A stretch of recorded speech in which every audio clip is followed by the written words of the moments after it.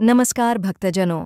आज हम बात करेंगे बद्रीनाथ धाम की, जिसे भूमंडल का बैकुंठ, उत्तराखंड का देवधाम और 4 धामों का मुकुटमणि कहा गया है। हिमालय की गोद में अलकनंदा नदी के तट पर स्थित है बद्रीनाथ धाम, जहां भगवान विष्णु बद्रीनारायण के रूप में विराजमान हैं। पौराणिक कथा के अनुसार जब भगवान विष्णु तपस्या के लिए इस पर्वतीय क्षेत्र में आए, तो माता लक्ष्मी ने बदरी वृक्ष का रूप धारण कर उन्हें धूप और बर्फ से बचाया।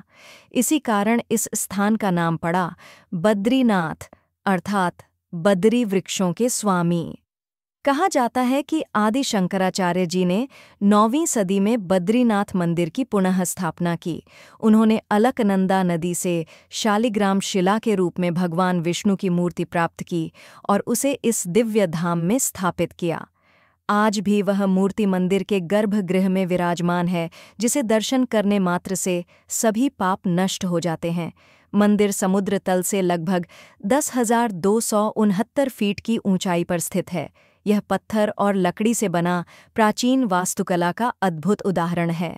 मुख्य गर्भगृह में भगवान बद्रीनारायण पद्मासन मुद्रा में विराजमान हैं और उनके साथ हैं गद्दा, चक्र, शंख और कमल धारण किए हुए स्वरूप में लक्ष्मी जी। मंदिर के द्वार के सामने स्थित तप्त कुंड एक गर्म जल का स्रोत है, जहां भक्त स्नान करके मंदिर प्रवेश करते हैं। कहा जाता है कि यह जल भगवान विष्णु के सुदर्शन चक्र की ऊष्मा से गर्म रहता है। शास्त्रों में कहा गया है, जो व्यक्ति बद्रीनाथ धाम की यात्रा करता है, वह जन्म जन्मांतर के पापों से मुक्त होकर मोक्ष को प्राप्त करता है। 4 धाम यात्रा बद्रीनाथ, केदारनाथ, जगन्नाथपुरी और द्वारका में बद्रीनाथ को मोक्ष द्वार कहा गया है। यहाँ भगवान विष्णु की पूजा करने से मनुष्य को वैकुंठ लोक की प्राप्ति होती है। नारायण तपस्या कथा। भगवान विष्णु ने स्वयं यहाँ नारायण के रूप में तप किया था, ताकि धरती पर धर्म की स्थापना हो सके। इसलिए यह स्थान नारायण का तपोभूमि कहा गया। नारद मुनि की कथा।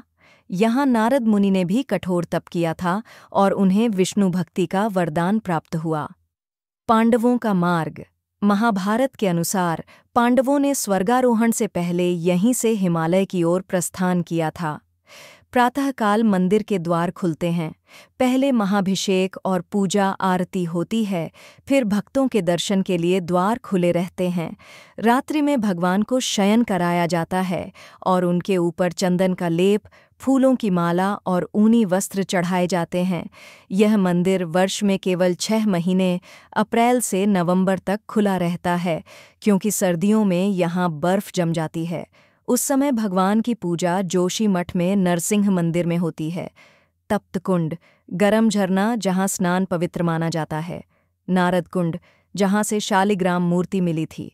माता मूर्ति मंदिर, जहाँ भगवान की माता का पूजन होता है। चारण पादुका, जहाँ भगवान विष्णु के पद चिह्न हैं। व्यास गुफा, जहाँ वेद व्यास ने महाभारत लिखी थी। शास्त्रों में लिखा है, केदारनाथम हिमवत प्रदेशे बद्रीनाथम च परमं स्थानम दर्शन मात्रेण पापम नश्यति स्पर्शन मात्रेण मोक्षम लभते आमडट। अर्थात केदारनाथ शिव का और बद्रीनाथ विष्णु का धाम है।